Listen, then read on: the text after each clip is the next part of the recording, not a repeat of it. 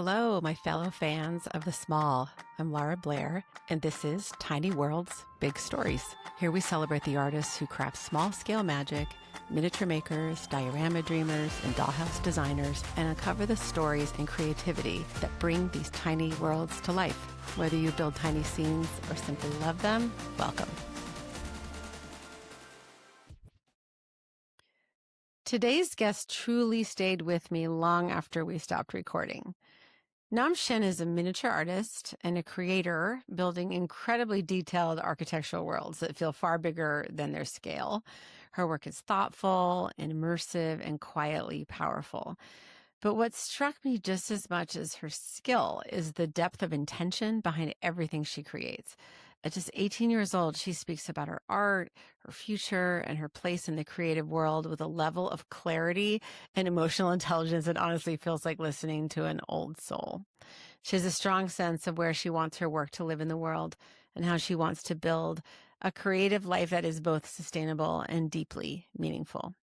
Nomxian is also part of a fascinating movement of faceless creators, artists who intentionally keep their physical identity private while allowing their work and storytelling to take center stage. Her reasoning is thoughtful and grounded and offers a really compelling perspective on creativity, invisibility, and longevity in the online space. In this conversation, we talk about artistic identity, long-term creative vision, and what it looks like to build something beautiful with patience, purpose, and remarkable self-awareness. This is one of those conversations that genuinely shifted how I think about creative growth, and I have a funny feeling that it's going to do the same for you. Hello, Nomxian. How are you? Hi, how are you? I'm doing great. How about you? I'm so great. I'm so happy to talk to you and just been impressed by you in general following along. And it's a privilege to be able to find out kind of the things behind the scenes on this amazing build and you as an artist. So the first question, were you into miniatures when you were little? Did you like little stuff? Yes, I did. And even that also led up until now. I'm 18 years old and I still love miniatures and dollhouse stuff. Because when I was little, as girls, we'd play with like Barbies and stuff, right? And I would just love how small and tiny everything was. It's just something about it being small but so detailed is really fascinating about it. So that interest kept going across as I grew up. And I feel like you would have the same as well, right? It's just something special You're about preaching it. to the choir. Anyone listening to this is going to feel exactly the same Exactly. way. It's something special about it. So, had you built stuff before, like when you were younger? I mean, I'm just like little worlds or little buildings or anything, because your one Um, out of you did for school was like a 10 out of 10. So I'm kind of curious if you'd That's had my some first ever practice. diorama. Yeah. I've Wow. I've never done any dioramas before. Maybe or like if I was in year three and I was making like dioramas of the jungle as like an assignment, but that's my mom helped me do it back at home. So that's not like me doing it. So Yeah. yeah. My first one's yeah, my high school one. Okay. So that's what I want to talk about, the big Mhm. viral moment. And tell us about the assignment and kind of how the idea came to Yeah. be. Yeah, the whole thing. Yeah. Okay. So in high school, in Australia specifically, we have something called HSC, which is high school certificate. So it's like an exam that you have to sit for your graduating, and then you get something called an ATAR. So that's the mark that you use to get into a specific uni that you want to. And I chose visual arts as a subject. And for the overall finals art exam, there's a theory exam, which is 50% of the mark. And then there's also practical part. So the practical part was something you can make any artwork that you want to. It just can't be like ridiculously large. It can't be extremely heavy, just something crazy. Because Yeah. obviously they won't be able to see it when they mark it because it's so big or whatever. I chose to do something along the lines of architecture because I am very interested in architecture since I think year eight now. Since year eight, I was really Wow. interested in architecture. And I wanted to do something that I could also put into my architecture portfolio when I apply to unis. So that gave me the idea of like models and dioramas. And I was like, okay, but I have no experience of doing actual architectural plans and stuff. So how about we do something more creative on the creative side? So then from there, I started looking at like dioramas and I really loved the abandoned dioramas. They just seem so cool to me. So from I was there, wondering yeah. why did that speak to you, do you think? The abandonment stuff. I'm They're not sure, really, like, it's, like, really beautiful for some reason. Like, a lot of people, the comments that I get on my videos is all nostalgic. It makes you feel like a different type of way because when you see buildings, you would expect them to be, like, really clean and, like, I don't know how to say it. very clean and like very architectural Sterile. and modern. Yeah, like Yeah, modern and yeah, stuff. But like I feel like the old like, buildings that have been worn down over time and by human touch and also like overgrown by trees and mother nature. It's so beautiful to see the impact of time and then you can still see the yeah. beauty of it. Even after all that time, you see the beauty of everything impacting that one building. So that's what I That's so really like about it. thoughtful. That's so thoughtful. I'm just amazed. I wasn't thinking like that when I was in high school. I just think that is the coolest thing ever. Okay, so you built this thing and you posted it, and then it was kind of an overnight sort of deal. Talk to me about what that Crazy. felt like and what were the reactions? Yeah, I'll tell you a little backstory about it. So that diorama, when I finished it, I got my marks back. I got really good, but there's this thing called Art Express, which is like an opportunity to get your art displayed in the Museum of Sydney, which is all the way in the city. And Wow. yeah, so if your artwork is like top marks and also the judges, and it fits like the theme of what the museum they want to be, then they'll choose your artwork. And unfortunately, I didn't get into it, which was a bummer. I'm surprised. I'm surprised. That's shocking. Yeah, because I was talking to my teachers actually after graduating, and then they were really close to letting into the Art Express, and I was like, "Oh, how come? What stopped me?" And they're like, "I don't know." So I guess it's just it is what it is moment. Yeah, it's like it is what it is moment. So it bums me out, but the universe has different plans. And that's exactly where I saw, that's exactly what I saw Yeah. when I posted that. Because I came back from a holiday, right? I found out I didn't get into the museum on the holiday and I came back home and I was like, okay, you know what? I'll just post it on my tiny little art account that I post every 3 months. So I posted it. Good for And you. That's I think great. it was, yeah, I think it was like at night and I went to sleep and I woke up and it was 4 million views. I was like, this is insane. No. Yeah. 4,000,000. Yeah, it's My completely gosh. insane. Well, it's warranted though. I mean, it was an amazing project. Thank you so I mean, much. I stopped. That's why I Yeah. started following you. What is this? Oh my gosh, she's 18. What? So, did you see yourself as an artist at that time when you were building that? Did you have that in your heart that you felt like an artist? I mean, I've always felt like an artist even growing up. Like it's always been a part of me. That's why I chose like Yeah. architecture as well, because I need to have that creativity in my life. I feel like without art, I wouldn't really know who I am. It's a really a prime Mm, part of, who I am is my identity is art and creativity and also mm. building stuff. It's just part of who I am. That's so profound. I love that. You wouldn't know where you are without it. I understand that. Yeah. So, okay, so you started getting traction and the Yeah. formula. What is your family? What'd your family say? Were they just shocked? Or your teacher? What's your teacher say? Okay, so I showed my mum and my dad, my entire family. They were like, "This is crazy," because 4 million people. Imagine 4 million people standing in front of you in the stadium. That's No. insane, crazy. Yeah, I dare say that you wouldn't have that. You wouldn't have had that at the museum in Sydney. This was a good move for you.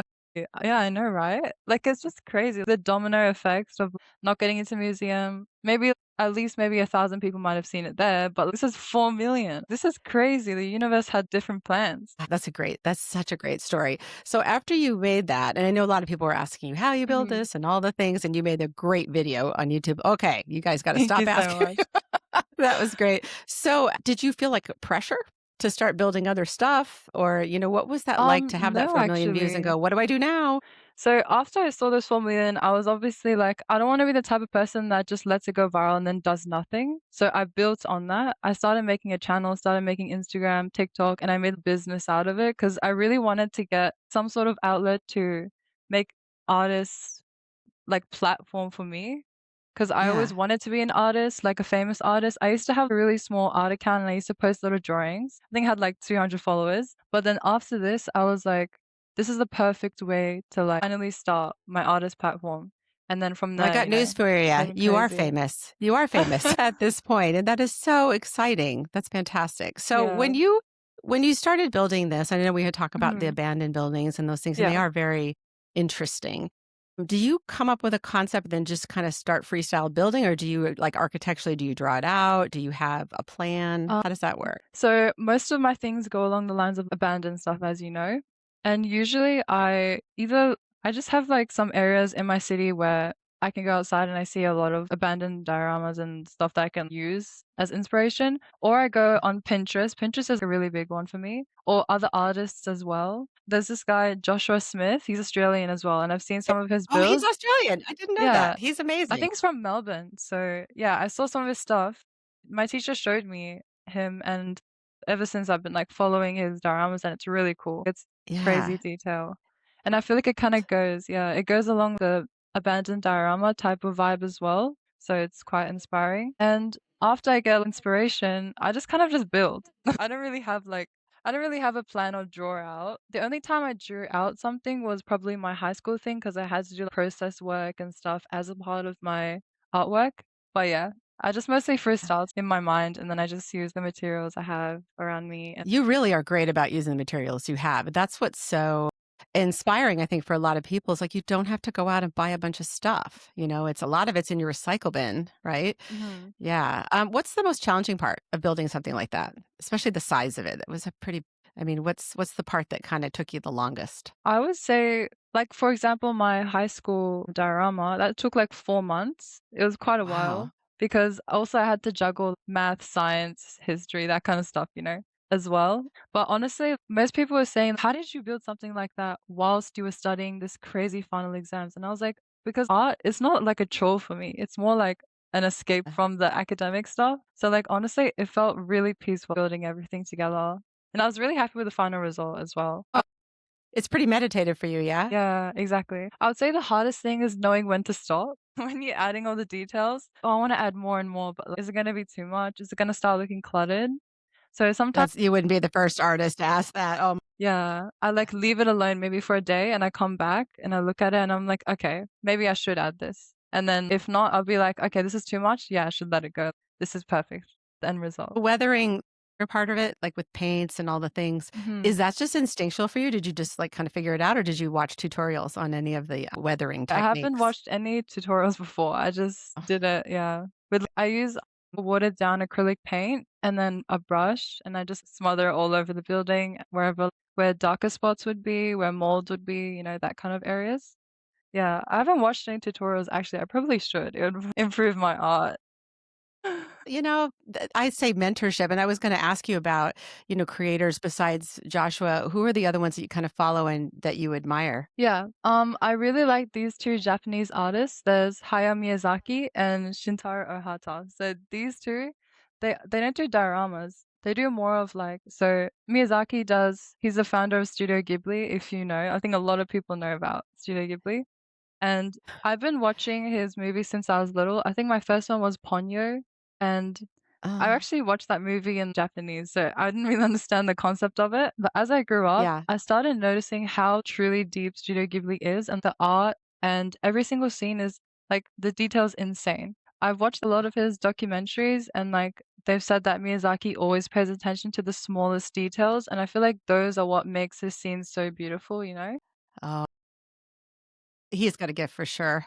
And what about the other artist? The first one that you said? Shintaro Hata, he's a Japanese artist as well, and his stuff is insane. I found it in high school when for my high school diorama, we needed to find 2 artists and I picked those 2 specifically for artist research, and his stuff is insane. He mixes 2D mediums and 3D mediums. So he makes Mhm. like a painting of this really movie-esque and monochromatic scheme, and then he makes like a person as well in that same kind of color, which is like a sculpture in front of the painting. So it's just so cool. Definitely, he's probably one of the best artists I've ever seen in my lifetime. Are these people that you would like to meet? I've actually talked to Shintaro Hata before. Oh, Yeah, he's really cool and he's really humble as well. His personality is really cool. I haven't talked to Miyazaki though. He's you're insane. in a position right now to find mentors, I think, because and you're so good naturally. Someone like Joshua, especially if he's in Australia, I would just think they would just be thrilled to work with someone who and show some things to someone who's so talented and so young. Thank you. You got so much. I mean, you're starting out way ahead of the game in terms of what you love and you noticing all the things that are important to you with this art. And do you have plans after this to do anything with miniatures in terms of there's so many directions, you could go. Are you thinking architecture or what's kind of your thought on that? Yeah, actually, I've been brainstorming on this for a while now, and with this YouTube thing that I'm building, I'm hoping to make it like side hustle thing, and then have like architecture as like my main job. Ah.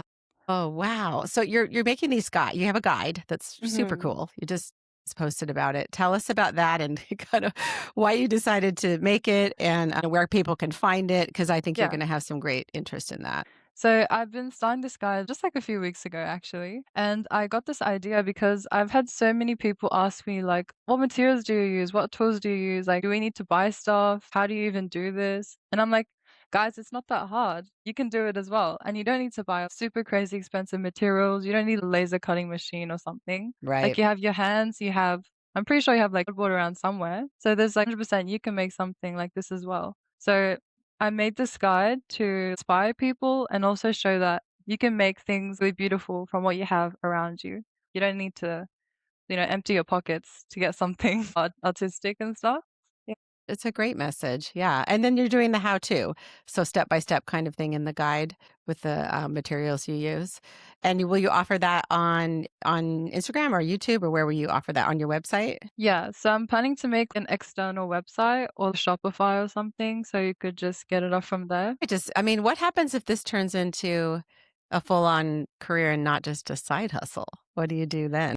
Well, honestly, so this is really my passion though, because if it does get to that kind of action, I would love to switch to this full time, like 100%. Yeah. I think it's totally possible. I mean, I think that it's right there. Yeah, I'm definitely working towards that goal actually. Excellent. Well, I mean, and starting young and knowing what you Mhm. like, I just think that's a huge part of it, and showing up, because you show up. Mhm. I mean, you sat down and decided you were going to do Thank you so this, much. and it's not and juggling. I wanted to ask you about juggling the social media part, because a lot of us artists, that's a big part of what we do in terms of getting the word out and making. How do you balance that? What I do usually is first off, like I don't really try to push myself to make dioramas. I just do it when motivation hits or something artistic hits because I feel like if you start pushing out just art after artwork, your mind is gonna stuck gonna think it's like chore and you're not gonna enjoy it as much. That's also a reason why I didn't like study or go to art school because I feel like if I'm Hmm. like forced to make so much art and I'm getting like critiqued on it really harshly as well and marks are involved and stuff, then my like love for art will slowly go down, you know? Mm. It's just kind of a Oh. natural thing. Yeah. Have you ever heard of the Jealous Curator? No, I haven't. She's got an account on. You would like her. She is a Canadian artist, and that's exactly what happened to her. She went to art school, and she tells the story all the time. And they basically told her you should stop painting. It was terrible. And so she left college and decided to be a graphic designer rather than make art. Not that graphic design isn't art, but it was more of a company. And then she thought, I'm just going to start following artists that are kind of unusual or not known, a lot of women. And she has made a massive career out of kind of discovering all these artists and putting them in her books. One of her books is Your Inner Critic is a Big Fat Jerk, which I love. And that's the whole thing. Is she said, I wonder what it would have been like if I hadn't have Uh-huh. gone to school, if I'd just done it. Because these days you don't have to go to school. I mean, Yeah. if it's passion and you have the skills, like you're saying, you just Yeah. go for it. And I think that's a great perspective for sure.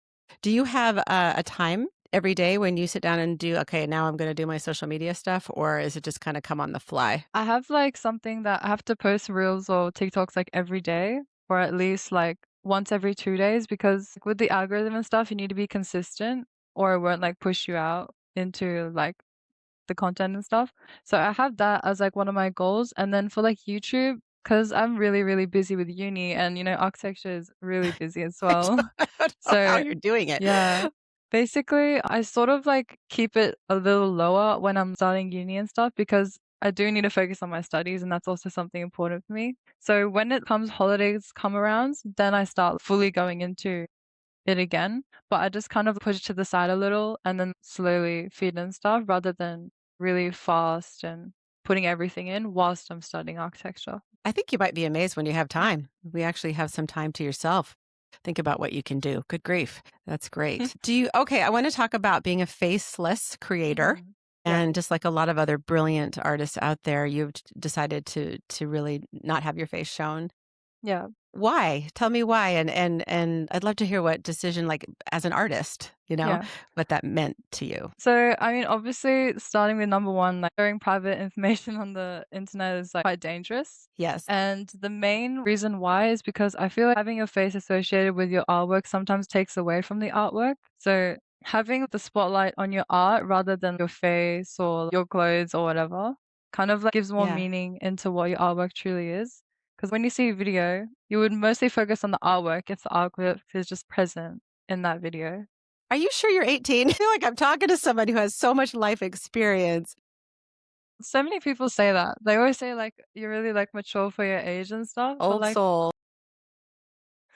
Well, I think it just comes from being thoughtful and being artistic. A lot of those things go hand in hand, you know? Does it help you feel more freedom, like creatively, to be a faceless creator?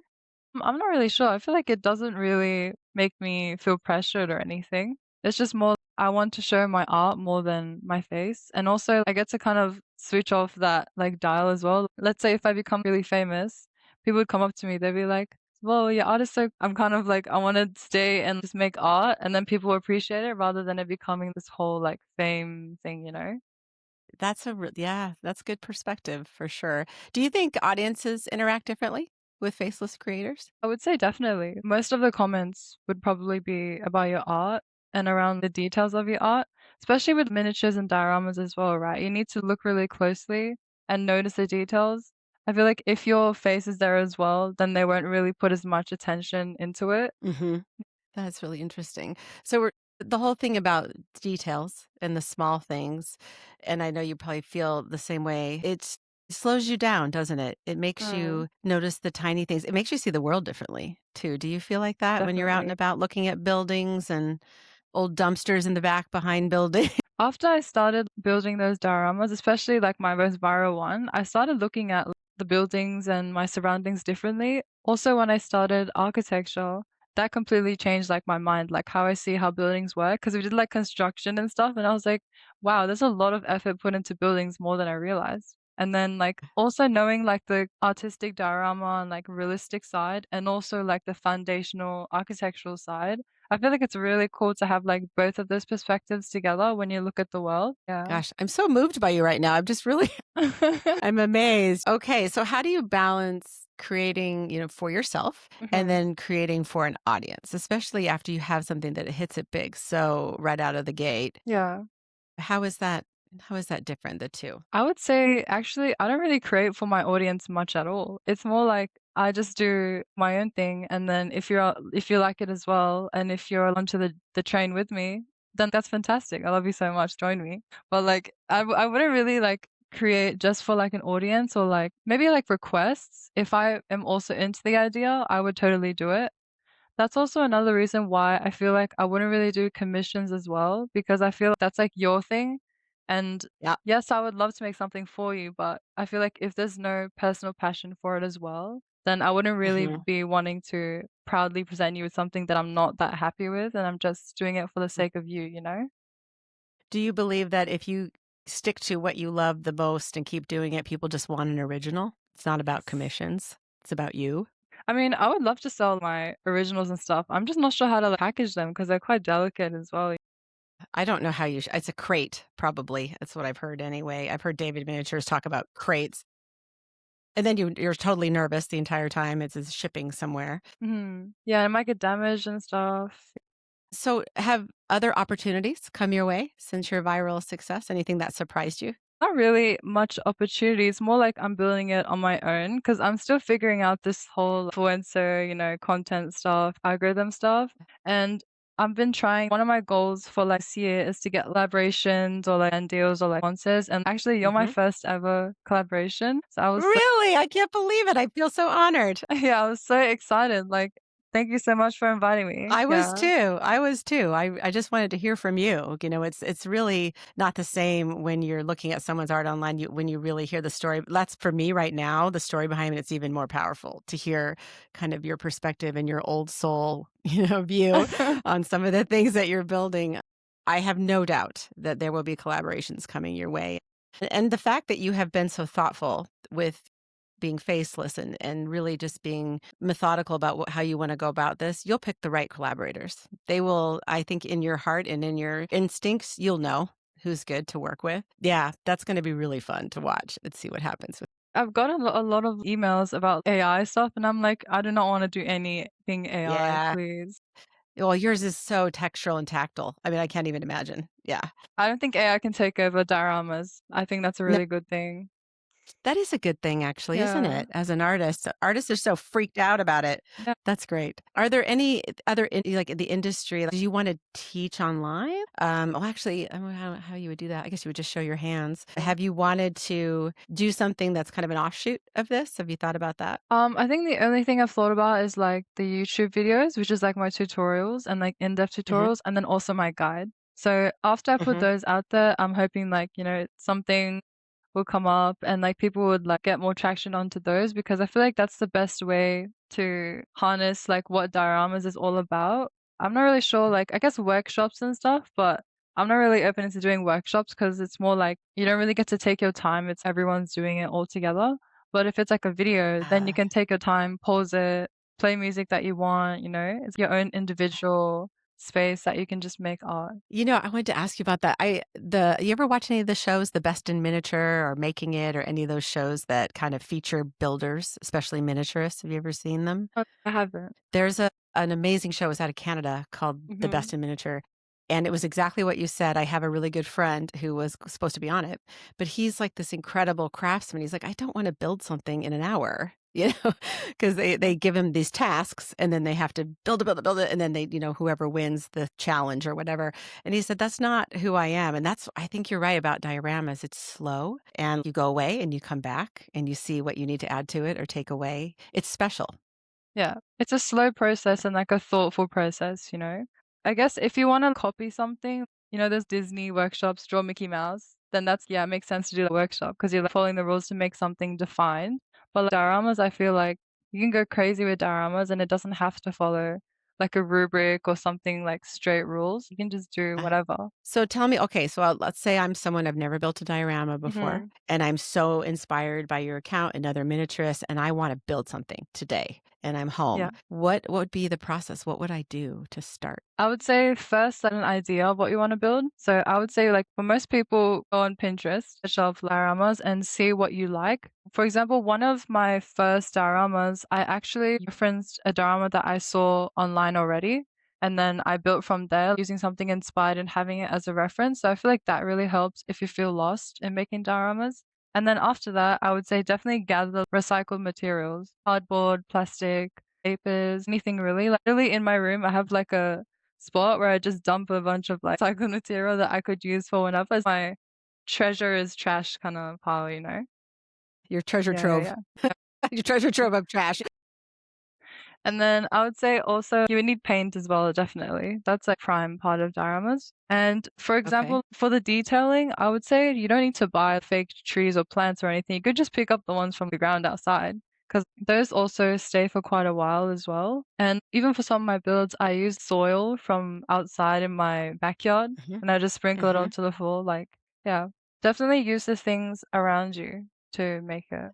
Are there any tools that we have just in our homes that are good to use besides like maybe an X-Acto knife? I would say pliers as well. I use Ah, pliers quite often to like cut like wire or like a really tricky like wooden dowel or something. I would use pliers too.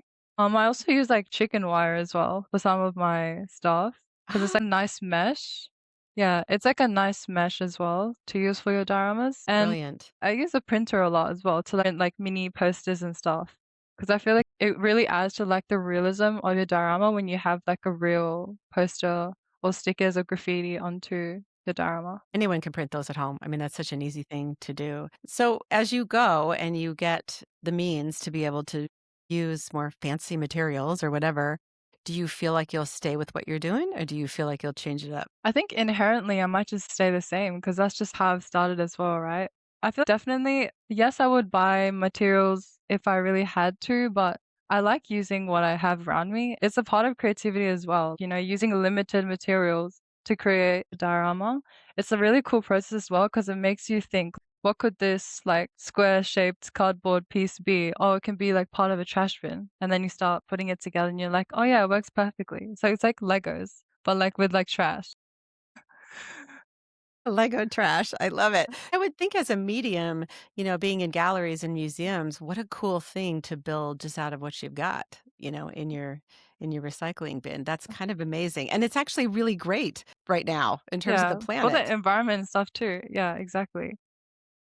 Yeah, and I feel like art, they like want you to buy like really expensive materials and stuff, especially for like art school, for like high school, even art as well. Yeah, They ask you to buy like new paints, new brushes, new canvases, but I'm like, you can paint on anything though, and like you can use old paints or you can even make your own paint out of like different things as well. So I feel like stopping yourself to do art just because it's too expensive shouldn't be an excuse to like create art, you know? great quote. That is the truth because you got so many things around you, just nature, just walking around. I'm always collecting twigs, and my husband's like, "Oh boy, is that going to go into something small?" Yes, it is. Is there anyone that you would like to learn some skills from in the miniature world and the diorama world? Maybe besides Joshua? I actually haven't really explored many diorama artists. I've more taken like things from artists that indirectly influence my art, like those two Japanese artists that I found. I feel like Joshua Smith is someone that I found unintentionally, but he fits really well into my like inspirations and stuff. There's another guy, I forgot his name. Oh, I probably have him on my list. Yeah, there's a guy new. I have a list of some diorama guys that are really amazing that I would like to talk to. And it's interesting because there aren't a lot of women in the diorama, especially like the abandoned building and the kind of weathering that cool. That's what takes a lot of technique, and it's so cool to find women who do it as well. There is one person I'm thinking of. Oh gosh, and I'm gonna have to put her name in the show notes. She's just really thoughtful about it, and it's kind of futuristic, which is interesting, Uh, but a lot of weathered materials, and yeah, yeah, it's cool. If mhm. someone's looking at your work, it's years from now, and Nomxian's having a amazing gallery exhibit, and you're older, and someone looks at your old pieces. What do you want them to feel or think? I would definitely want them to, first of all, like with dioramas, I want them to like, look up close, like your body language as well. Look up close to the dioramas. I feel like that's quite funny as well that you're so immersed into it that your body starts leaning towards the artwork. Like I feel like it's quite funny. And then like also I have a lot of people saying it feels nostalgic to them because some people have Mhm. lived in areas that look like these, or it feels something that they used to walk past when they go home or something. I feel like that nostalgia aspect is really cool as well. And then also there's this concept called sonder. Do you know the meaning of that word? No, tell me. So it's a word called sonder, Sonder, and it means every single person has their own intricate life and things happening in their life. That's actually what started my high school diorama. I wanted to go off of that, but rather than having like people in my diorama, I wanted the impact with people in graffiti and plants to like show that concept rather than indirectly putting people and living things inside. Do you think you'll ever put people, or is it always just gonna be the environment? I think it's always gonna be the environment. I feel like that's what speaks a lot more than having people inside. It almost dictates the story a little bit, doesn't it? Because you have a lot more imagination about what's happening there when there are no people. Aspect 2 as well. It really does. And the nostalgia piece, do you think that's something we really need right now? I think a lot of people are craving nostalgia. Because like, as we all get older, we all feel nostalgia, right? And I feel I'm really happy that my dioramas actually evoke that sense of nostalgia, because I didn't expect it myself until I started to see people commenting it. It kinda does give me nostalgia. Because when I go to different countries or, like, a country that I used to go to when I was little, I'd be like, "This looks like just like the buildings I used to see when I was smaller." It's really cool to see that happen. That's so wonderful. I really, really love that. Mhm. It's a great place to start in your heart for making art from that space, you know? And I do have a question that I ask everybody, Yeah. and I'm really curious about your answer here. If tiny you could see what grown up you was creating right now, what do you think she'd be the most excited about? I feel like I'm not even that grown up yet, so I'm not really sure. I don't know. You sound a lot more grown up than a lot of adults I know. I don't know. It might be like she wouldn't expect me to build these kind of things. I've always done really cute like characters and stuff when I was little. And then she sees, because it's like when people look at me and then they see art, it's like really different. Because like I don't Mhm. look the type of person to be making abandoned, like grungy, like dioramas Oh, and stuff. So that's the best part. people say, yeah, people think there's like a sad meaning behind me building dioramas like these, but really it isn't. Like I feel like it's more just like a beauty of like mundane things in the world, and I feel like that's a lot cooler. My mom actually told me something she's like, you're really cool for noticing the really beautiful things in something that's so small and so like overlooked. Because when you look at these abandoned buildings, you wouldn't be like, that's so beautiful. It'd just be like, that's so dirty. or something like that. Mhm. Do you have little Easter eggs that you leave in any of your builds? Like things that people can find that might have meaning? I was planning to do that like in the future as well, like put like some messages inside, but so far no, I haven't. Oh, I'm sure it'll come to you, I'm sure, as you build all these things. I'm just thinking about, like, the flowers and the cracks in the sidewalk. It's that same sort of beauty can come out of sad, dilapidated spaces, you know? It's so metaphorical. Yeah, I am so amazed by what more than anything, just your perspective, you know, and your heart, how this has enabled you to speak to the world about what you feel about these things. It's really, really spectacular. So kind. And I'm so excited to see what you end up doing and what you end up sharing. Just really, really great. Yeah, thank you so much for coming on and I'm going to Thank show you all so kinds of much as well. pictures of your work. So if you are listening on Spotify or Apple Podcasts, you're going to want to zip over to my YouTube channel because I will be showing the work there and some of the things. And I actually will show some of the artists we talked about too, so we can kind of see what the difference is in terms of these old builds, right? These dilapidated spaces, because it is an interesting medium. It's an interesting theme, I guess, to do. But yours is particularly interesting because it has a meaning that you wouldn't expect, and that's very cool. Thank you Very so cool. much. Well, I wish you the best. Enjoy the rest of your week. Thank you so Thank much. you You so too. much. Have a All great right. You take day. care of yourself. Thank Take you. care. Bye. If you loved this episode, make sure you're subscribed on Apple or Spotify podcasts or the YouTube channel so you don't miss the stories and wisdom these incredible artists share. I'd love to see you inside my newsletter, Small by Design. On YouTube, just tap the link in the description. On Apple Podcasts, scroll to the bottom of the show notes. You can follow along on Instagram at Laura Blair Art Studio for my art and at Tiny Worlds Big Stories for podcast updates. If you're feeling generous, a 5-star rating helps other miniature fans find the show. Thank you so much for being here, and I'll see you next time in another tiny world with a big story.